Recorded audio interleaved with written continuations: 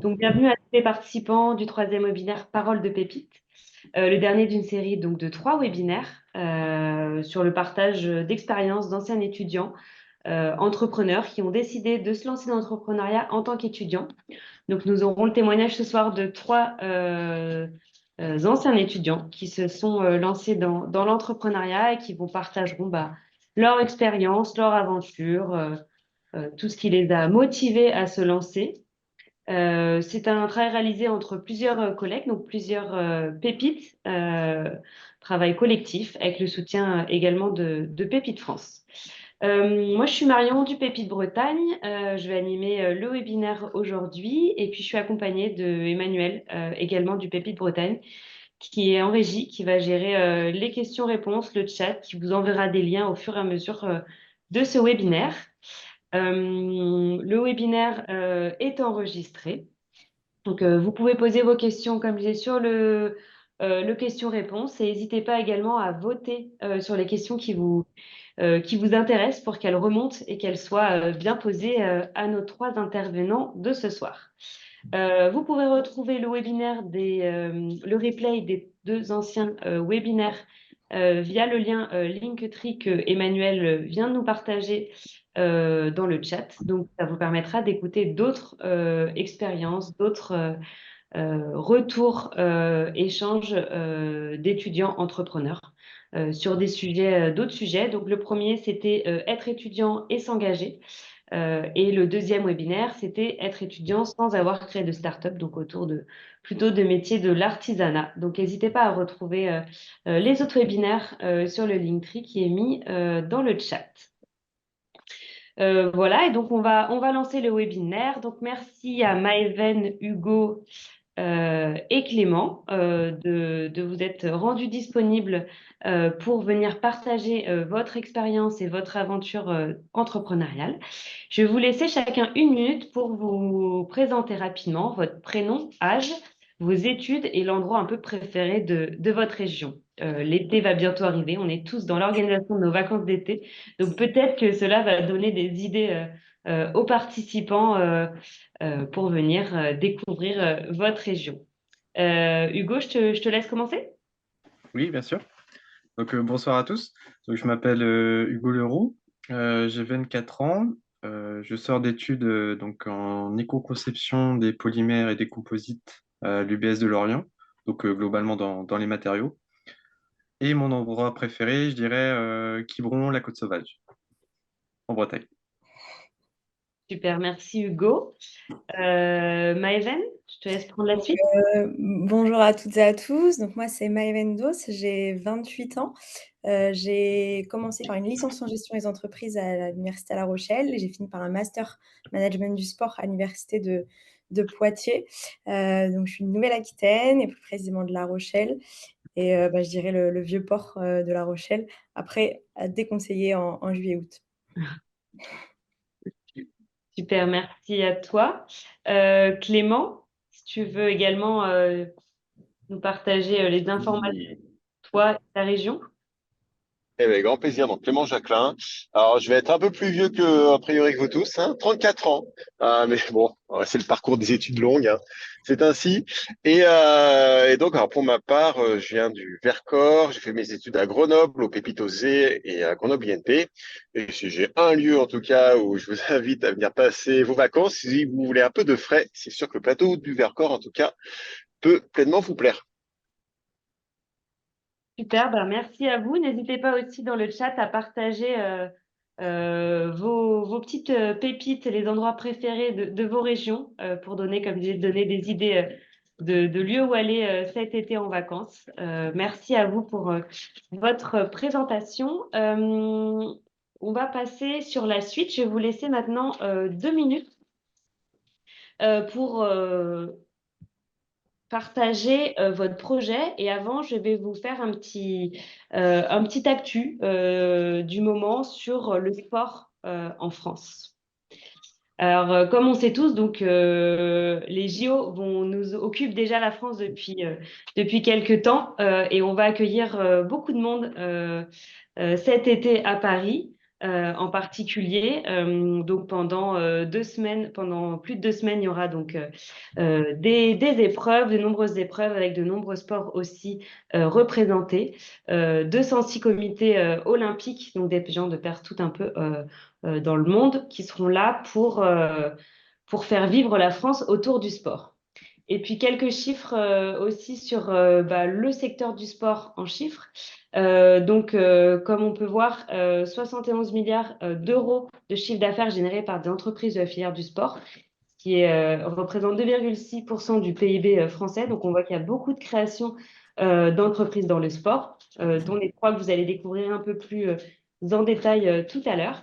Ce qui fait 128 000 entreprises dans le secteur du sport. Donc on voit que la filière du sport est très riche et très diversifiée et qu'il y a beaucoup d'entreprises qui se créent. Plus de 10 à 15 000 entreprises dans le sport tous les ans. Donc c'est vraiment une filière, un secteur qui intéresse toujours autant depuis plusieurs années les créateurs d'entreprises. Et parmi ces plus de 10 000 créations d'entreprises, il y en a 101 entreprises qui sont vraiment des entreprises sans salariés, principalement dans l'enseignement et le coaching. Mais ce soir, on va découvrir plutôt d'autres styles d'entreprises, plutôt dans l'innovation pour le sport, que vont nous présenter juste tout de suite nos trois intervenants. Donc, je vous propose là de vous laisser maintenant 2 minutes partager votre projet, en détail pour nos différents participants. Et puis donc, Maëven, je vais te laisser commencer à parler de ton projet et de ton entreprise. Ok, merci Marion. Donc moi j'ai fondé Agon à l'issue de mon master. Donc l'objectif c'est d'accompagner les athlètes à développer de nouvelles compétences. Et ces compétences-là, donc c'est les fonctions cognitives. Donc ça va être toutes les fonctions de notre cerveau. Donc on va y retrouver la mémoire, l'attention, la prise de décision ou encore la concentration.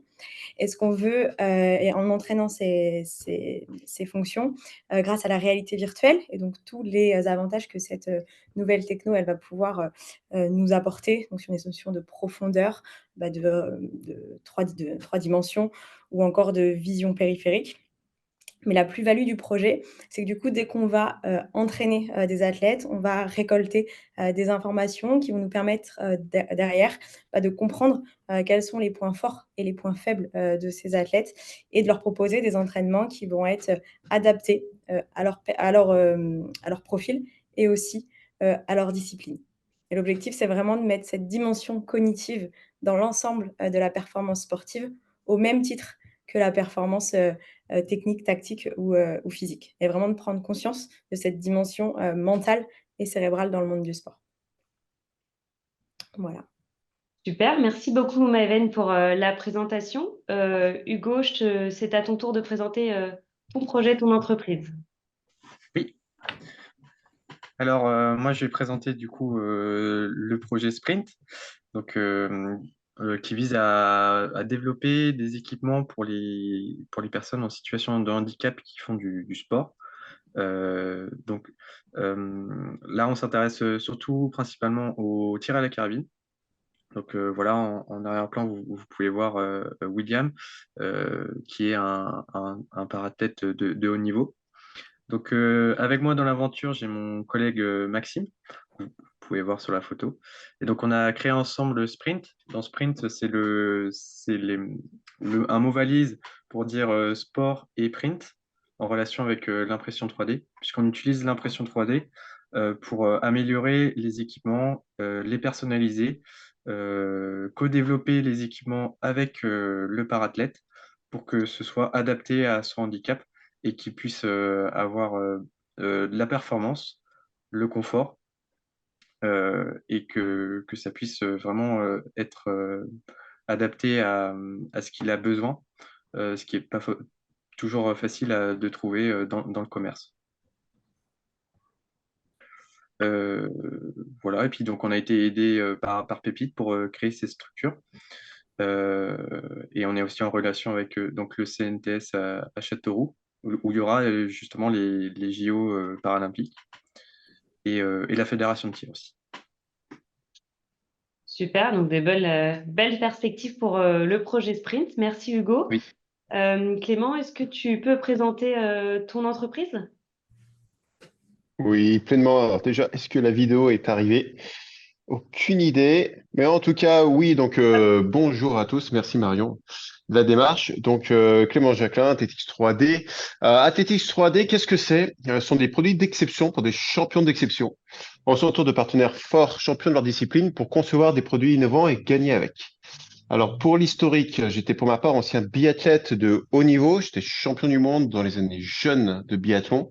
Et puis, je trouvais simplement du manque, enfin, en tout cas, il y avait des manques sur notre matériel de carabine pour pouvoir être plus performant au niveau du tir. Et puis, petit à petit, au sein du groupe Grenoble INP, avec des chercheurs, des experts, on a mis en place des process, des méthodos, pas mal de petits éléments qui ont petit à petit conquis également mes collègues, puisqu'en 2018, ça a été le grand lancement de l'activité avec deux athlètes phares de la discipline, à savoir Olena Björndalen sur la photo au centre, qui est l'athlète le plus titré de l'histoire des Jeux Olympiques d'hiver, toutes disciplines confondues, c'est 13 médailles, dont 8 en or, et son homologue Martin Fourcade, également, qu'on a pu accompagner sur ces 3 dernières années, et qui est allé chercher 3 titres olympiques sur du matériel qu'on lui a développé sur les Jeux Olympiques de Pyeongchang. Donc voilà, donc l'activité est née ainsi, puis aujourd'hui, ça s'est complètement diversifié. Aujourd'hui, Athletics 3D est actif dans le sport, c'est sûr, auprès d'athlètes de haut niveau, mais pas que, aussi auprès des athlètes amateurs et jeunes. Athletics 3D, c'est pas que le biathlon, c'est des multitudes de sports. On est régulièrement auprès des fédérations. Maintenant, d'été aussi, fédération d'hiver, mais fédération sportive d'été, que ce soit l'escrime, le tir à l'arc, le tir sportif aussi, l'aviron, la natation, le cyclisme. Donc, on intervient sur plein de domaines différents.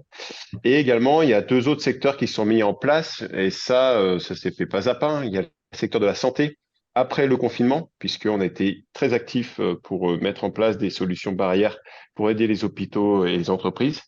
Et aujourd'hui, on accompagne également des personnes en situation de handicap. Et là, j'en reviens tout juste avec un athlète pareil qui prépare les Jeux à venir en handbike, les Jeux olympiques à venir, qui est déjà champion paralympique, qui s'appelle Florian Giovanni. Et on a un projet ensemble avec des industriels français. Et dernièrement, les industriels aussi, puisqu'il y a des besoins de pouvoir améliorer des postes de travail et on intervient là-dedans. Super, bah, merci beaucoup Clément pour cette présentation. Impressionnant ton parcours. Merci Ryan pour ce retour. Donc bravo à toi Clément et Maëven et Hugo également. On va passer aux questions. Vous pouvez déjà poser vous vos questions, les participants, sur le Q&A du Zoom. Et nous, on a préparé quelques questions spécifiques à poser aux trois intervenants. À côté, vous posez vos questions et puis on fera remonter les quelques questions que vous avez posées aux intervenants. Donc, n'hésitez pas à y aller sur les questions. Pour commencer, quel a été ton moment déclic? Et Clément, je vais te laisser répondre à cette question. Quel a été le moment déclic qui t'a fait te lancer dans l'entrepreneuriat? Le moment déclic. Alors, le moment déclic. Dans l'entrepreneuriat, je vous dirais que à un moment donné, c'est l'ennui finalement des études conventionnelles, je vous dirais. Il y a vraiment de ça, le côté où le sport de haut niveau, mine de rien, on vit des émotions très fortes hein, avec le sport de haut niveau. Et c'est certain que j'aime le challenge, j'aime en tout cas personnellement me prouver même à moi-même que je suis en capacité d'atteindre les objectifs que je me fixe. Et dans l'entrepreneuriat, je retrouve ça. Je retrouve ça et c'est en ce sens que, bah, comme ce que vous êtes tous, hein, quand on est étudiant et qu'on est entrepreneur, je pense que c'est le meilleur moment pour aller, en tout cas, se donner cette possibilité-là. Si vous avez cette flamme intérieure, c'est qu'il y a des raisons. Et quand on est étudiant, en fait, on prend beaucoup moins de risques que malheureusement si après on veut se lancer plus tard. Donc je dirais ça. Mon déclic, ça a été des rencontres en école d'ingénieur et en particulier Christian Guicher qui s'occupait de l'entrepreneuriat à Grenoble INP. Super, merci pour ce retour. Donc, vous voyez, mon déclic, il peut y en avoir dans les études, dans le milieu pro. C'est des petites rencontres qui se permettent de se lancer dans l'entrepreneuriat. Hugo, je vais te laisser la parole sur raconte-nous peut-être un moment de fierté, de victoire dans ton projet d'entrepreneuriat depuis les quelques années où tu as lancé ton projet. Oui, alors vraiment le moment de fierté, ça a été, en fait, c'est un cheminement, en fait, le fait de créer l'équipement, de faire, enfin, il y a beaucoup d'allers-retours avec William pour dire, bah voilà, ça va, ça va pas, ça faudrait modifier, ça c'est bon. Et donc ça, vraiment, c'est de l'itération et ça prend du temps. Et au final, quand on arrive au produit fini, c'est ça le moment magique, c'est bah, donner le produit fini, le dévoiler à William et qu'il puisse le découvrir. Ça, j'ai pu le faire lors d'un de ces championnats en fait national, où je lui ai fait la surprise de venir avec l'équipement finalisé, personnalisé à son nom. Et donc là, on découvre vraiment son sourire sur son visage, c'est très sincère et que bah, vraiment ça l'aide vraiment. Et c'est là qu'on se dit que bah, il y a quelque chose à faire et que c'est super de pouvoir participer à un projet comme ça avec une personne comme ça. Super, merci pour ton retour. Maintenant, Maëven, c'est à ton tour. La question, ça sera, raconte-nous une difficulté dans ton parcours, un caillou, quelque chose caillou dans ta chaussure, que tu as dû surmonter dans ton projet d'entrepreneuriat. Je pense qu'il y en a plusieurs, mais peut-être un qui a été le plus difficile, peut-être pour toi. Effectivement, je pense qu'en tant qu'entrepreneur, on en rencontre plusieurs, mais il y en a qui marquent plus que d'autres. Pour moi, donc j'ai commencé cette aventure, on était 3 co-associés. Donc on ne le dira jamais assez, mais c'est important de savoir, de bien se connaître, de savoir qui fait quoi, de vivre des bons moments, des moins bons. Heu et donc voilà, très rapidement, ça n'a pas forcément fonctionné. Sur le papier, on était une équipe très complémentaire, de par les compétences qu'on avait et donc j'ai, voilà, perdu cette partie, plutôt technique et informatique et j'aurais pu, finalement, tout arrêter parce que voilà, j'ai un projet, très lié très en lien avec ça et en fait, je pense que ça m'a encore, donné, plus de force et justement toutes les marques d'intérêt qu'on pouvait avoir des athlètes et des coachs à ce moment-là, ça m'a fait comprendre que, je pouvais pas arrêter et que c'était à moi de me démener pour trouver, des solutions. Donc ça a été long, très chronophage pour retrouver voilà confiance et quelqu'un avec qui ça se passe bien. Mais voilà, ça a été un gros caillou à un moment. Super, merci. Donc, comme disait, ça revient aussi à ce que disait Clément ou Maëven, c'est que voilà, être accompagné, être avec d'autres personnes, les rencontres, c'est super important dans l'entrepreneuriat. Donc, merci Maëven pour ce retour. Je vais vous poser une dernière question à tous les trois. Je vais vous laisser tous les trois répondre à cette question. C'est quelles compétences vous avez acquises quelles leçons retenez-vous de votre projet entrepreneurial, de votre entreprise? Voilà, sur cette question, je vous laisse prendre la parole. Peut-être Clément, tu veux reprendre la parole là-dessus? Oui. Alors, quelles compétences, en tout cas, développer? Euh, c'est certain qu'il y en a plusieurs dans le domaine entrepreneurial, mais déjà se faire confiance, qu'on a les armes pour pouvoir arriver à monter ce type, en tout cas, c'est des projets entrepreneuriaux. Et puis, la première des compétences, je pense, c'est organisationnelle. Je pense que c'est celle qu'on partage pratiquement tous. C'est la capacité de gérer différents projets, différents besoins. Piloter un montage d'entreprise, ça permet aussi de finalement voir tout l'univers derrière une entreprise, que ce soit la partie comptable, la partie finance, que ce soit, enfin en tout cas tous ces éléments-là, la partie marketing.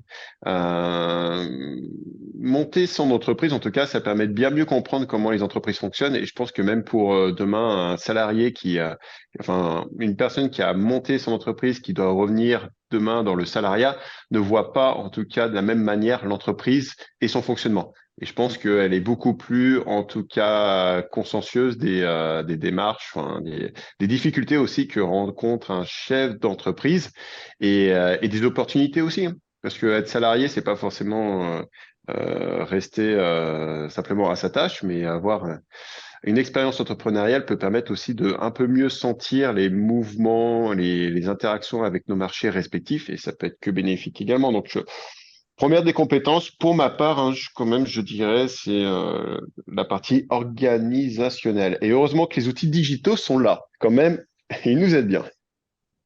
Merci Clément pour ce retour. En effet, les outils digitaux nous permettent aussi d'organiser ce webinaire. Donc, on est tous d'accord là-dessus, on les utilise au quotidien. Donc, pas mal de compétences sur la partie organisationnelle de ton côté.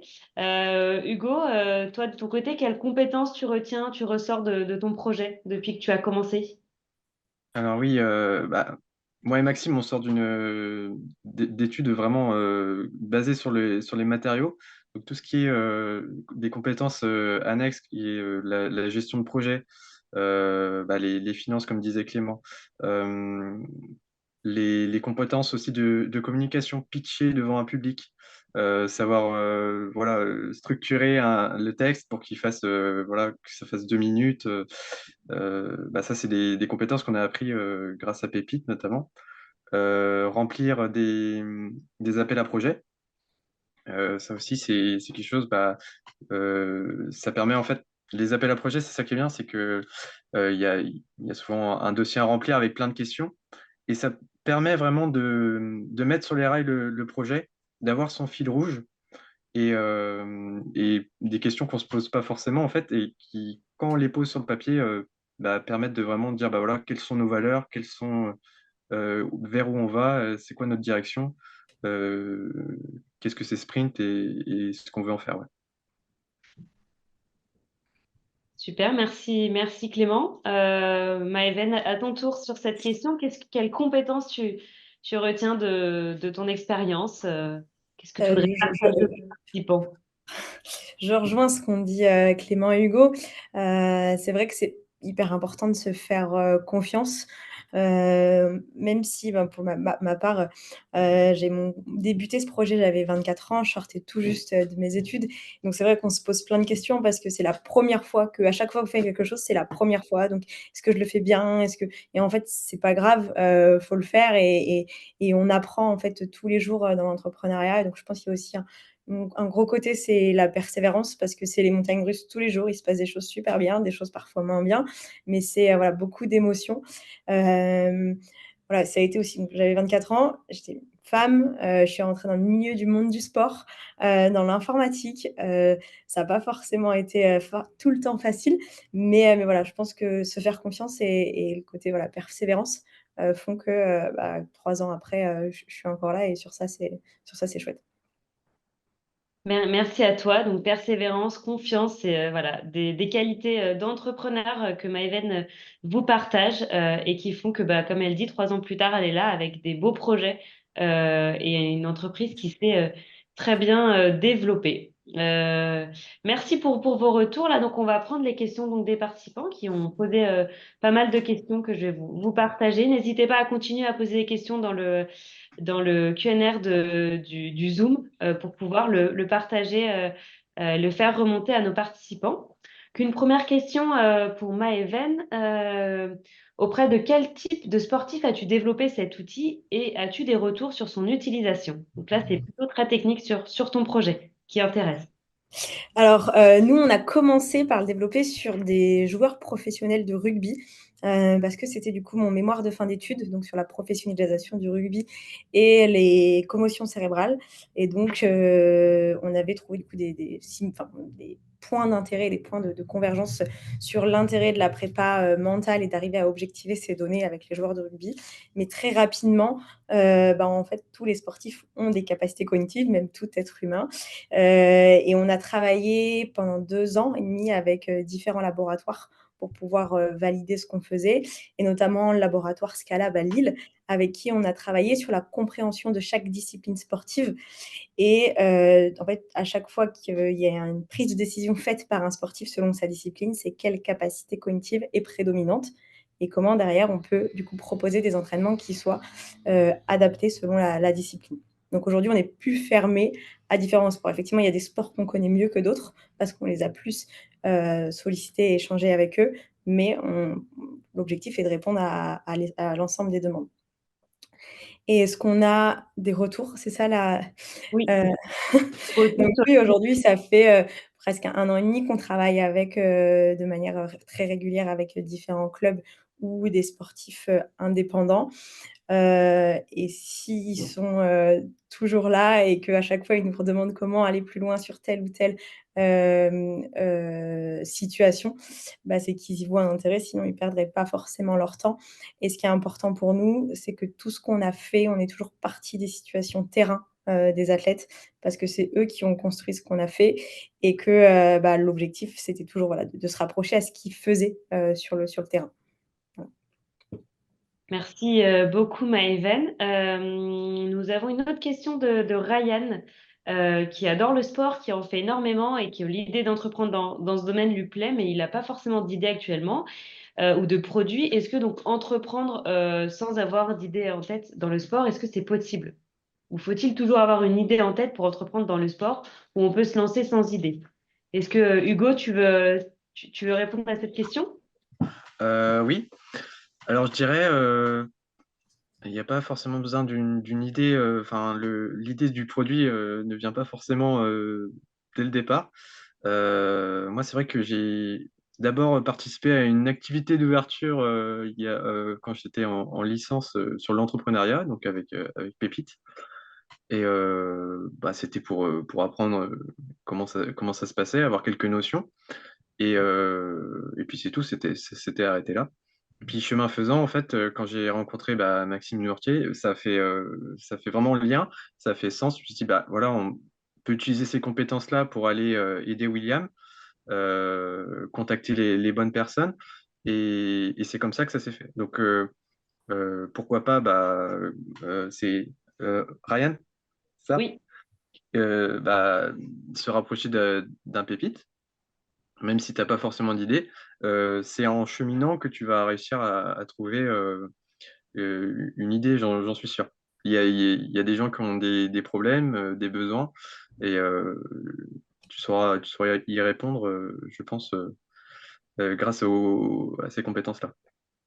Merci beaucoup, Hugo. Comme disait donc Hugo, il faut bah, se faire accompagner, faire des Mm. rencontres via Pépite, entre autres, pour peut-être avoir des idées. Mhm.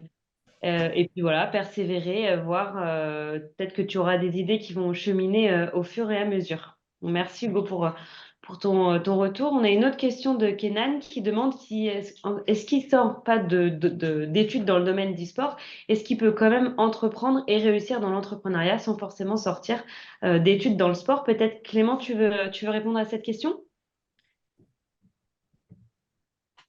Oui, pleinement.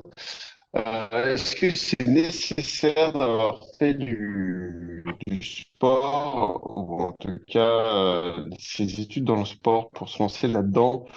Je dirais, mais l'idéal, c'est en tout cas, de par la pratique sportive qu'il a actuellement, peut-être il va être sensible à des manques qu'il va trouver, et ça rejoint potentiellement la question précédente, qui est, ben, en tout cas, c'est pas forcément de l'idée que doit découler enfin, à mon sens, hein, la volonté de créer une boîte, c'est surtout d'un manque que l'on perçoit de par nos pratiques sportives. Ça peut être pratique de compétition.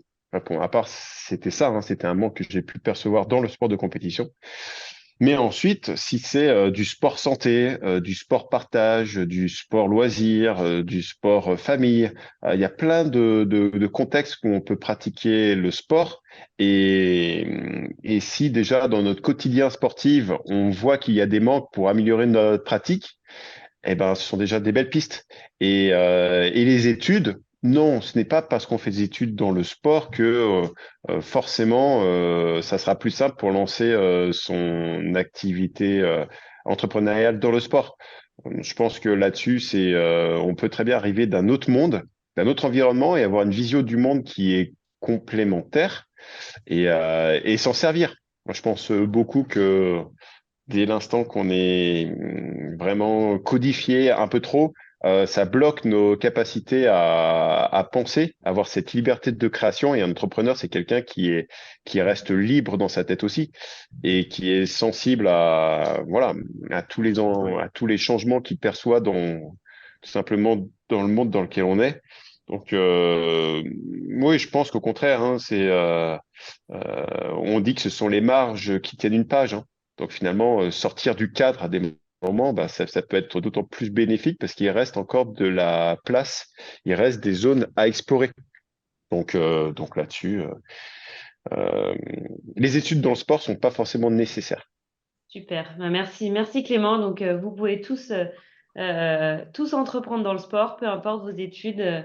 Ça va être votre motivation, le fait de vous faire confiance, et votre proactivité qui va jouer sur votre projet d'entrepreneuriat. Peut-être, Maëven, une question sur, parce que vous avez tous les trois quand même des super contacts via des sportifs professionnels. Peut-être comment, Maëven, tu as réussi à avoir ces contacts, à développer ton projet auprès de sportifs de haut niveau et qui a fait aussi aider à bien développer ton projet. Ouais, alors effectivement, quand on nous l'a dit, quand on était étudiant, notre réseau, il va être super important dans le monde pro et c'est une certitude. Pour ma part, donc j'ai joué, enfin j'ai été joueuse pendant longtemps au Stade Rochelet, donc en rugby, avec une famille dans le monde du rugby aussi, et ça a été, on va dire, ma première porte d'entrée, du coup. Et derrière, c'était se faire connaître. J'ai participé à beaucoup voilà, de webinaires. Je me suis beaucoup déplacée. Au tout départ, voilà, j'avais pas grand-chose, j'avais juste un tout petit prototype, mais j'allais frapper à toutes les portes des clubs pour avoir leur retour et essayer d'améliorer, vraiment de co-construire. Et donc et après, si je suis rentrée dans un incubateur à Paris, qui est anciennement le tremplin, qui est maintenant Paris Co Sport, où là, du coup, je me suis retrouvée avec beaucoup de CEO d'entreprises dans le sport et eux aussi, du coup, avaient des réseaux d'athlètes. Et du coup, voilà, ça marche aussi. C'est la personne que connaît la personne qu'on a rencontrée un jour. Et c'est vraiment comme ça que ça peut fonctionner. Voilà, donc mais c'est hyper important, du coup, bah, enfin de se créer un réseau dès nos études parce que moi, au tout départ, je ne savais pas que j'allais monter une entreprise. C'est vraiment l'opportunité que j'ai eue suite à mon mémoire et ça m'a servi bien plus que j'aurais pu le penser. Super, merci Maëven. Donc, comme elle disait, donc le réseau est super important. Pépite, c'est un premier réseau qui peut vous ouvrir certaines portes. Et après, c'est être proactif, se déplacer, être curieux pour aller voir ce qui se fait dans votre domaine pour réussir à bien développer votre projet et avoir des bons contacts de référence comme peuvent avoir Hugo, Clément ou Maëven sur leur projet et ce qui les a aidés aussi à donc bien développer leur projet actuellement. Une question pour Clément, la question de Nolwenn. Comment avez-vous réussi à estimer les coûts de production des solutions? Est-ce que tu as fait des prototypes? Donc plutôt sur la partie technique. Est-ce que tu peux nous faire un retour là-dessus, Clément? Oui, bien sûr. Alors, comment ça s'est passé? Forcément, alors, ce qui a été l'idéal au lancement du projet, c'était que j'étais accompagné par une plateforme technologique quand j'étais étudiant. Et donc, ça permettait plus facilement de faire des essais et de voir quel type de matière on utilisait et les technologies. Et bien sûr, après, en fonction de la matière qu'on utilise, du temps machine, on va dire, du taux de rebut qu'on peut arriver à estimer en pourcentage, finalement, et du temps de travail aussi, hein, du temps de travail humain qui est derrière, finalement, ça fait un prix. Et puis, ça, je vous dirais, on continue de le faire hein, en fonction des projets qu'on nous demande. Très vite, on estime le temps d'heure de machine, la matière première, est-ce qu'elle est de classe 1, 2 ou 3, le temps humain aussi, hein, combien de temps on estime on va passer à faire la pièce.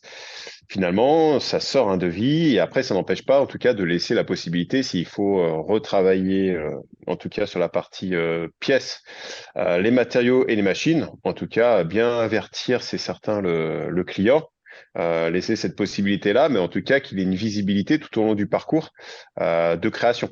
Et en tout cas, aujourd'hui, on ne fait pas de projet gratuitement. On nous l'a toujours déconseillé parce que ça a tendance à dévaloriser l'expertise qu'on veut montrer, qu'on veut monter.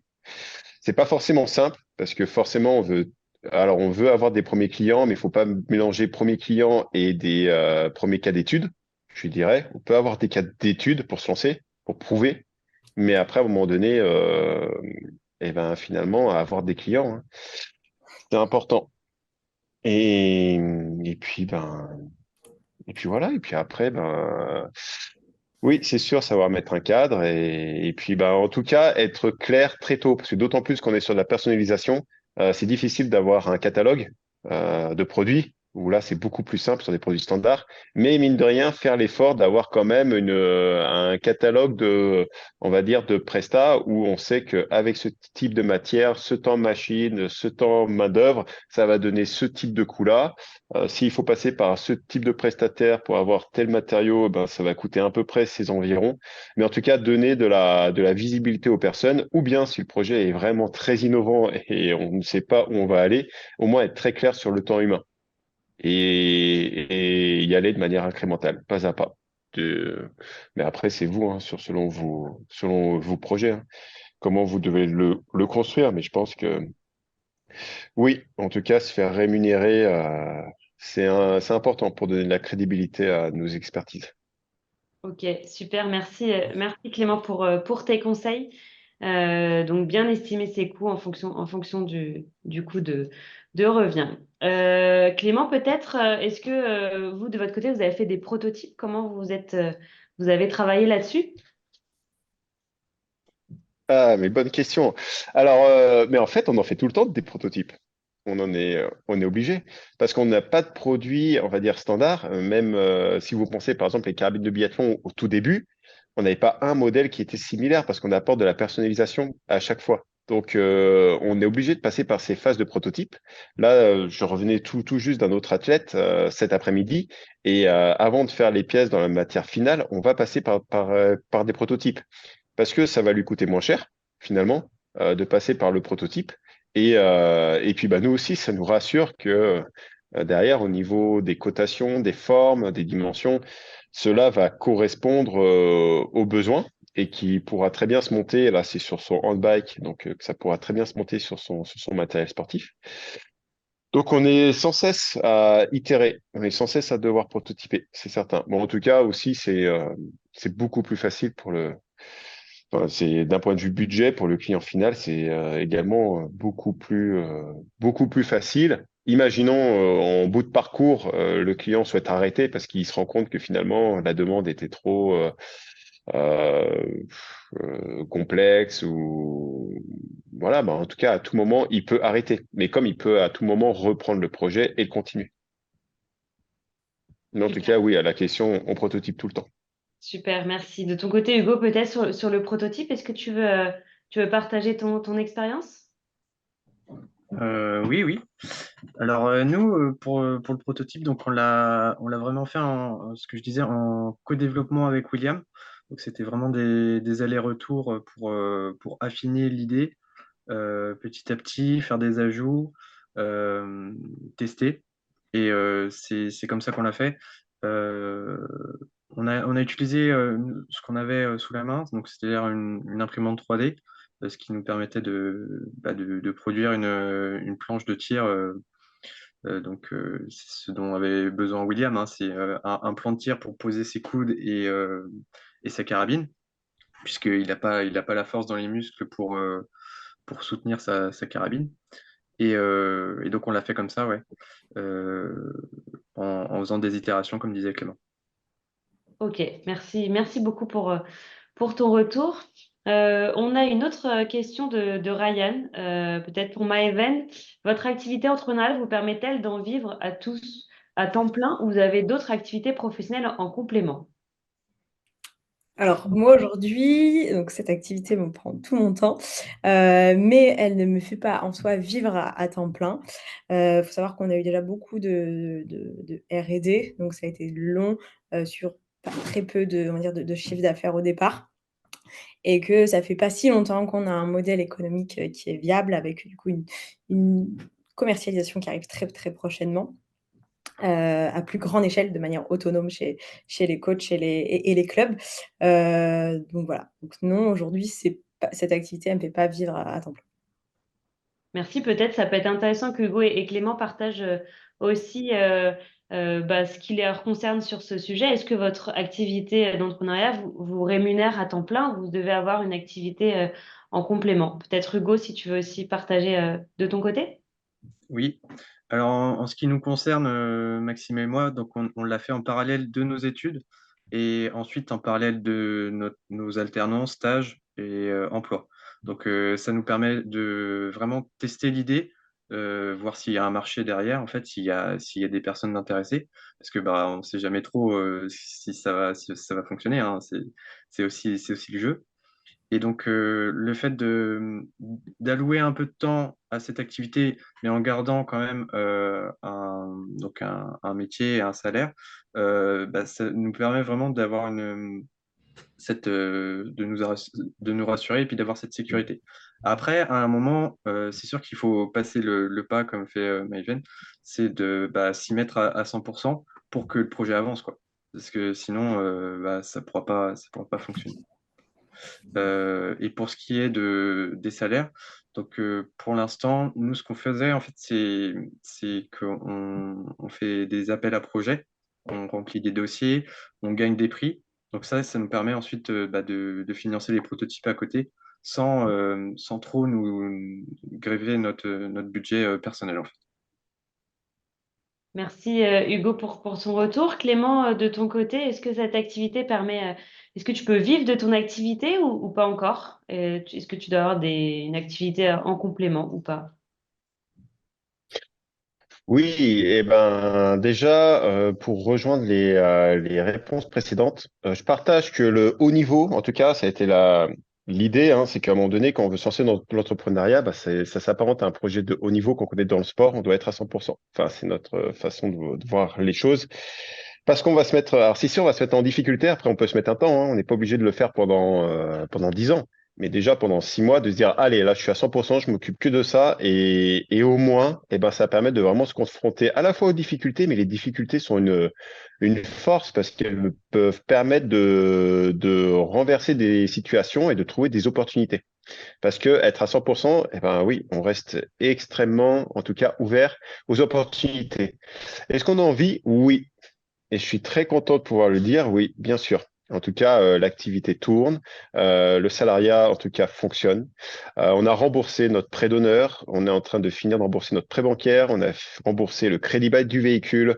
Donc, tout va bien, mais c'est un parti pris à un moment donné, c'est ce que je vous disais, il y a les use cases, c'est important pour se faire connaître, mais à un moment donné, eh ben, on est une activité et on est obligé d'avoir une rentabilité économique parce que ouais, je suis pareil que vous, hein, j'ai un grand cœur, j'ai envie d'aider tout le monde, j'adore la personnalisation, mais eh ben, à un moment donné aussi, il faut faire respecter le savoir-faire qu'on met en place, l'expertise et la matière grise aussi. Malheureusement, on a perdu certains marchés parce que bah, tout simplement, on n'était pas gratuit. Et j'adore la phrase il faut le faire pour le bien du sport français, mais enfin bon, je connais très bien le milieu, en tout cas dans le haut niveau. Il y a certaines situations qui sont dommages, mais en tout cas, on arrive en étant ferme sur nos positions à renverser les situations. Là, récemment, on a eu une institution sportive très connue, hein. Je dirais pas le nom, mais en tout cas très connue, qui au début, bah forcément, hein, c'est une activité entreprise, c'est cher. Maintenant, ils reviennent au galop parce qu'ils se rendent compte qu'on est les seuls à réussir à créer autant de liens, en tout cas dans un domaine. Et voilà, et c'est pas forcément plaisant de perdre des clients parce qu'on est cher, mais par contre, bah, ça permet de s'assurer qu'on vit d'une activité qui nous plaît. C'est difficile, mais par contre, encore une fois, c'est aussi faire respecter l'expertise que l'on développe tous. Et, et si on veut être crédible à leurs yeux, on doit avoir une démarche, en tout cas, financière qui s'apparente à ce qu'ils connaissent et ce qu'ils connaissent dans le monde industriel. Sinon, je pense que le sport restera ce côté vraiment ludique et puis et voilà, on fait du sport pour le bien-être et c'est important, je dis pas, mais c'est trop facile de dire à mon sens, hein, que pour le bien du sport français, il faut excusez-moi le terme, mais enfin non, je vais pas le dire, je vais rester poli, mais voilà, je trouve que c'est trop facile de dire, ah, pour le bien du sport français, il faut qu'on fasse des choses gracieusement. On peut faire pour des cas d'études, mais à un moment donné, on développe tous des expertises techniques et on doit être rémunéré à notre juste valeur. Et je vous remercie en tout cas parce que voilà, j'en profite, je dois y aller. J'avais prévenu Marion qu'à 45, je devais décoller.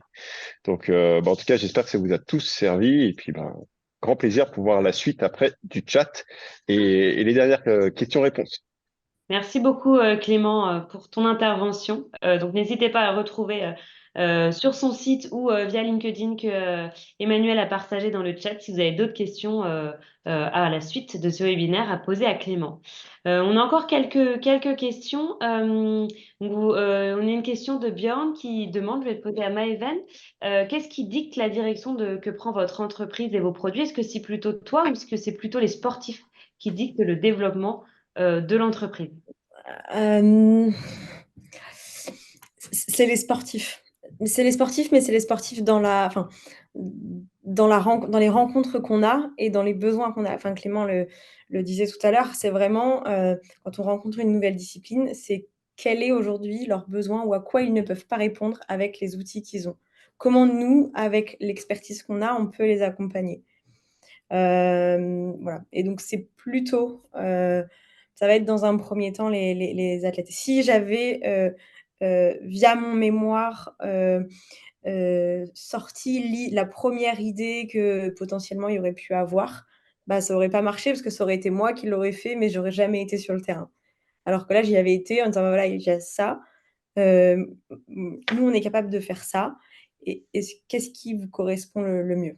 Voilà. Donc j'ai malheureusement aujourd'hui entourage, vu beaucoup de boîtes qui, ont pas forcément fonctionné parce qu'elles avaient fait les choses pour elles et pas avec leurs clients. Merci. C'est aussi ce que Hugo disait par rapport à William. Le prototype, il a vraiment été fait en lien avec William. Donc, ça rejoint aussi quand Hugo parlait de son prototype. Donc, c'est intéressant de savoir aussi que ça doit répondre vraiment à un besoin. Et le besoin, il vient en direct des sportifs. Donc, je pense que le lien est très important. On a encore une question de Kenan, peut-être pour Hugo. Avez-vous de nombreux concurrents sur le marché? Alors, pour ce qui est du paratir, en fait, on a fait exprès de se mettre dans enfin, je pense que ça se voit, dans un domaine qui est assez fermé. C'est-à-dire que on va viser quelque chose de spécifique. Donc, le paratir, le tir de haut niveau français. Donc là, vraiment, on vient prendre l'entonnoir et réduire le champ des possibles. Et c'est à ce moment-là qu'on se retrouve avec moins de concurrents ou vraiment, enfin voilà, où ça devient gérable. Euh, si tu pars direct sur un marché grand public où il y a déjà, je sais pas, des grandes entreprises, bah, ça va être très difficile de se faire un nom. Donc, le but, c'est de vraiment venir sur un sujet spécifique et à ce moment-là, bah, tu amènes tes compétences, ton projet, et c'est là que tu pourras faire ton coup d'éclat avec un projet, un prototype, une innovation, te faire connaître, et après, de fil en aiguille, bah, tu vas pouvoir aller dans d'autres sports, voir d'autres personnes, te faire connaître ailleurs. Et c'est comme ça que ça fonctionne. Faut commencer petit plutôt que de direct avoir des grandes ambitions, et puis c'est étape par étape.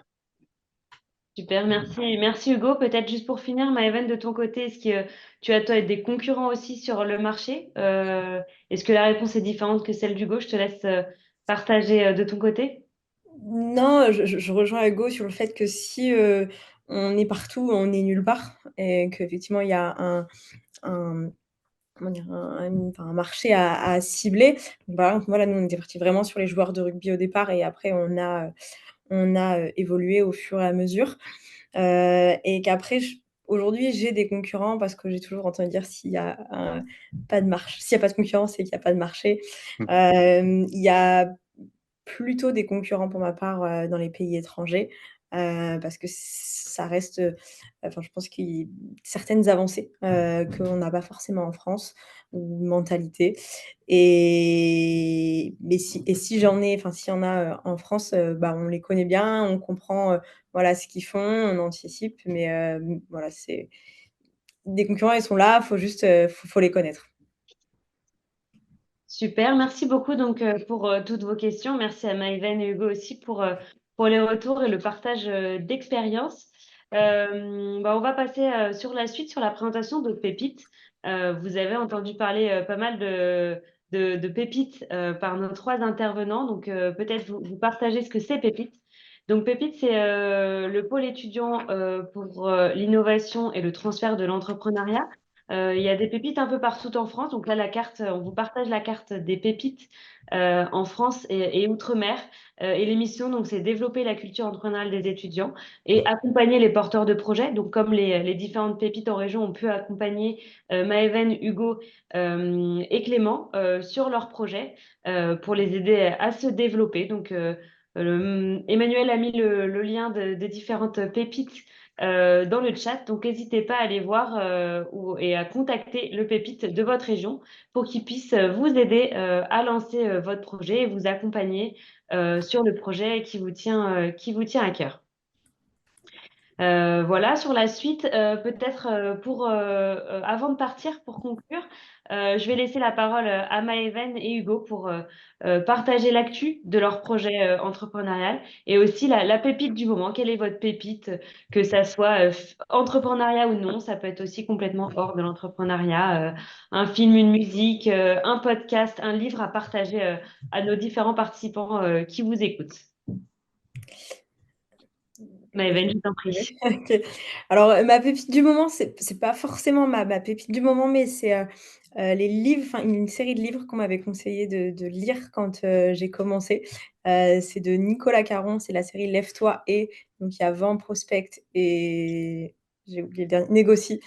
Et c'était pas forcément du coup, on va dire mes plus grandes qualités au départ. Et c'est vraiment abordé d'un angle très intéressant, d'un point de vue humain. Et si vous voulez lancer dans l'entrepreneuriat, je pense que ça peut être intéressant de les lire parce qu'ils sont vraiment chouettes et ils sont assez faciles à lire. Et pour mon actu du moment, donc nous, on commercialise vraiment, on va dire, cette version autonome de notre solution. C'est-à-dire on forme les différents staffs dans les clubs et après, on leur laisse la version autonome. Donc, ce qui est hyper important pour nous parce que ça veut dire qu'on n'est plus derrière. On passe sur des abonnements, donc des revenus récurrents. Et donc, pour nous, c'était hyper important, voilà, de ce bébé. Il va être enfin déployé et on sera plus là. Voilà. Et donc, un grand merci aux pépites de Poitiers de m'avoir accompagnée pendant toutes ces années. Super, merci. Donc là, c'est un peu un moment important pour toi avec le lancement officiel de ton projet. Donc, bravo pour tout ce travail fait en amont. Hugo, si tu veux partager aussi de ton côté les actus de votre projet et puis ta pépite que tu voudrais partager aux autres, aux participants. Alors oui, j'ai commencé par la pépite. Ma pépite, moi, je trouve, c'est voir tout le nombre de participants qu'il y a ce soir, et de voir qu'il y a plein d'idées, que, voilà, que ça se met en place.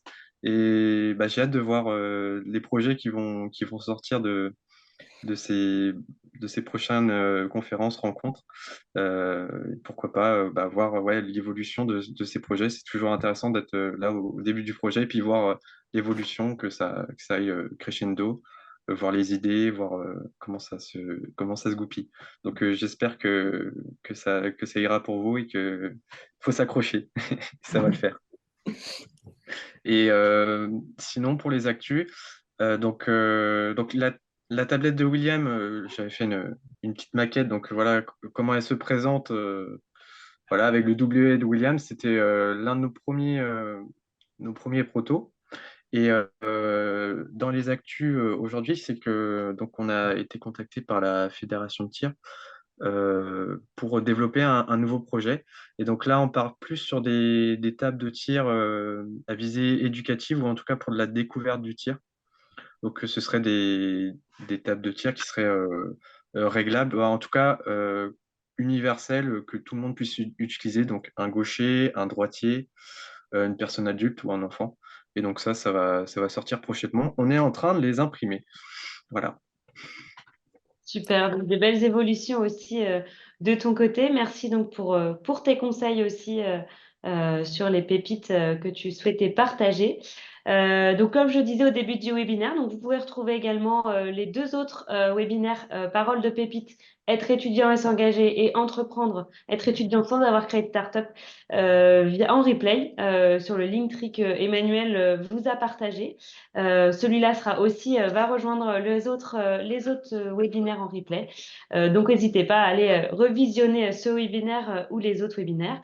On va vous envoyer aussi dès demain une petite enquête de satisfaction aux participants, donc n'hésitez pas à prendre quelques minutes pour y répondre. Ça permettra de nous améliorer et proposer d'autres webinaires encore plus qualitatifs sur d'autres sujets pour d'autres étudiants ou pour vous si vous souhaitez à nouveau participer à ces webinaires. Un grand merci donc à vous trois. Donc Clément est parti, mais à Maëven, Hugo et Clément pour votre temps, d'avoir répondu à toutes les questions des étudiants présents ce soir, d'avoir partagé votre parcours, votre projet, les difficultés qui ne sont pas forcément faciles à partager, mais aussi les joies de l'entrepreneuriat. Comme disait Maëven, c'est les montagnes russes tout au long d'un projet. Donc, merci beaucoup à vous. Merci aux participants pour vos questions, aux étudiants pour votre intérêt sur le sujet. Voilà, merci à Emmanuel aussi pour la technique voilà, c'est la fin de ce webinaire. Donc merci à tous les participants et à nos 3 intervenants ce soir pour ce webinaire et ces échanges. Tous les liens sites LinkedIn ont été partagés sur le chat, donc n'hésitez pas à les retrouver, à les contacter si vous voulez avoir plus d'informations sur leur projet. Ils seront disponibles pour répondre à vos autres questions. Voilà, bah merci à tous. Il est 19h, Merci à donc vous tous. on peut clôturer ce webinaire. Au revoir Merci. et Bonne soirée.